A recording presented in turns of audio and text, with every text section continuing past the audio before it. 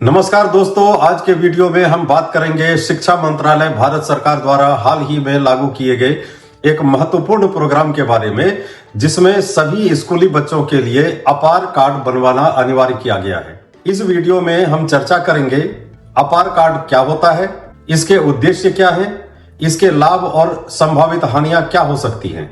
आप देख रहे हैं जीपी न्यूज बिहार और मैं हूं आपके साथ डॉक्टर गौतम पांडे। अपार के बारे में बात करने से पहले आपको एक जानकारी देना चाहता हूं। इस विषय पर बहुत सारी वीडियोज आपको YouTube पर मिल जाएंगे, कृपया उसे सावधानी से देखें। कई वीडियोज ऐसे हैं जो आपको ये बताएगा कि ये एक गलत कार्यक्रम है, इससे बच्चों पर से माता पिता का अधिकार छिन जाएगा, परंतु आपको बता दें कि ऐसा इसमें कुछ भी नहीं है। वीडियो देखने से बेहतर है कि आप अपार के वेबसाइट पर जाइए और उसे ध्यान से देखिए, पढ़िए तथा अपने विवेक से काम लीजिए। तो चलिए शुरुआत करते हैं। दोस्तों, अपार कार्ड का पूरा नाम है automated personal academic assessment record. यह एक डिजिटल पहचान पत्र है जो बच्चों की शिक्षा, उनके शैक्षणिक रिकॉर्ड, स्वास्थ्य से संबंधित जानकारी और उनकी प्रतिभा के आंकड़ों को डिजिटल तरीके से सुरक्षित और संकलित करता है। यह कार्ड भारत सरकार की डिजिटल इंडिया पहल का हिस्सा है और इसे स्कूल स्तर पर सभी बच्चों के लिए अनिवार्य कर दिया गया है। इसे आधार कार्ड की तरह हर छात्र का एक विशिष्ट पहचान नंबर दिया जाएगा। अपार छात्रों को अपनी शैक्षणिक उपलब्धियों को एक जगह संग्रहित करने का अधिकार देता है। यह आगे की शिक्षा के लिए संस्थानों के बीच बिना किसी रुकावट के, परंतु आपके इच्छानुसार एक से दूसरे संस्थान में ट्रांसफर करने की सुविधा देता है। इसके लिए आपको कोई पेपर सर्टिफिकेट ढोने की आवश्यकता नहीं पड़ेगी। अपार आईडी स्कूल स्तर से ही क्रेडिट मान्यता और स्थानांतरण की प्रक्रियाओं को सरल बनाता है, जिससे शैक्षणिक प्रगति और पूर्व शिक्षा की मान्यता को सुव्यवस्थित किया जा सकता है। अपार, जिसका अर्थ है automated permanent academic account registry, यानी कि भारत में सभी छात्रों के लिए डिजाइन एक विशेष पहचान प्रणाली। अपार आईडी छात्र के लिए एक अस्थायी डिजिटल पहचान के रूप में काम करती है। यह पहल सरकार की ओर से शुरू एक देश एक छात्र आईडी कार्यक्रम का हिस्सा है, जो 2020 की नई राष्ट्रीय शिक्षा नीति से जुड़ी है। अपार आईडी एक 12 अंकीय कोड होता है जो छात्रों को अपने सभी शैक्षणिक क्रेडिट को डिजिटल रूप से स्टोर, मैनेज और एक्सेस करने में मदद करेगा, जिसमें score card, marksheet, grade sheet, degree, diploma certificate आदि शामिल है। अपार कार्ड में शामिल जानकारी में छात्र का नाम, जन्मतिथि और स्कूल की जानकारी, शैक्षणिक प्रदर्शन का पूरा रिकॉर्ड, स्कूल में भागीदारी और उपस्थिति, को करिकुलम एक्टिविटी और प्रतिभा से जुड़ी जानकारी और हेल्थ, स्पोर्ट्स और नियमित स्वास्थ्य जांच के रिकॉर्ड शामिल होंगे। अब बात करते हैं कि आखिर इस प्रोग्राम को लागू करने के पीछे सरकार के क्या उद्देश्य हैं। पहला, शैक्षणिक डेटा का डिजिटलीकरण। छात्रों को शैक्षणिक प्रदर्शन और उनकी प्रगति का रिकॉर्ड डिजिटल रूप में रखना ताकि उन्हें भविष्य में सही मार्गदर्शन और सहायता दी जा सके। दूसरा, हर बच्चे की ट्रैकिंग। यह सुनिश्चित करना कि कोई भी बच्चा शिक्षा प्रणाली से बाहर ना हो। तीसरा, कस्टमाइज्ड लर्निंग।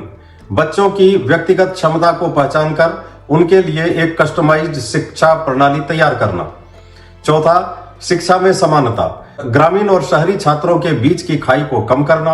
पांचवा, सरकार के लिए पॉलिसी मेकिंग में मदद।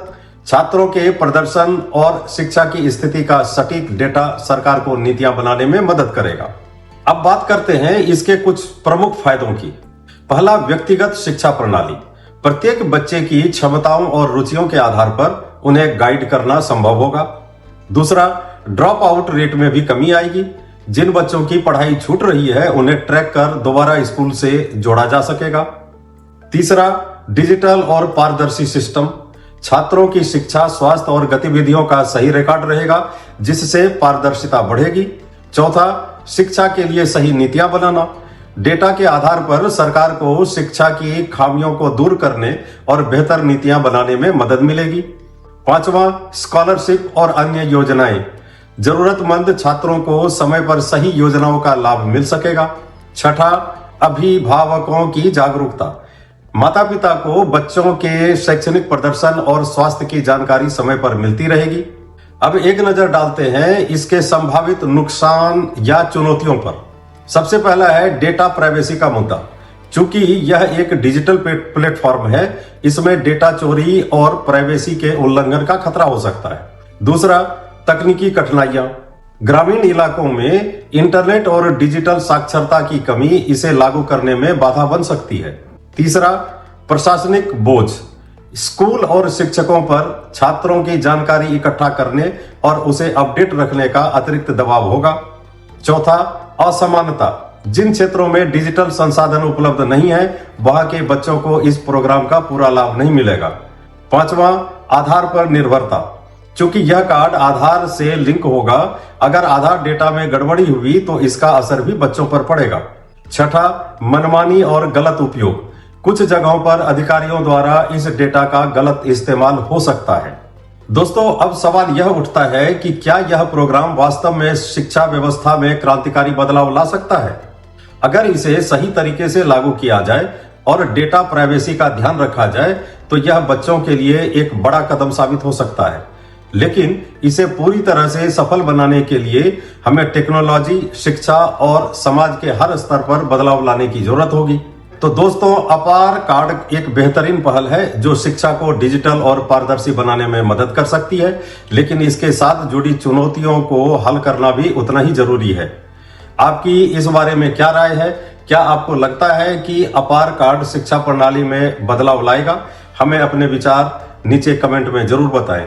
अगर आपको यह वीडियो पसंद आया हो तो इसे लाइक और शेयर करें और हमारे चैनल को सब्सक्राइब करना ना भूलें।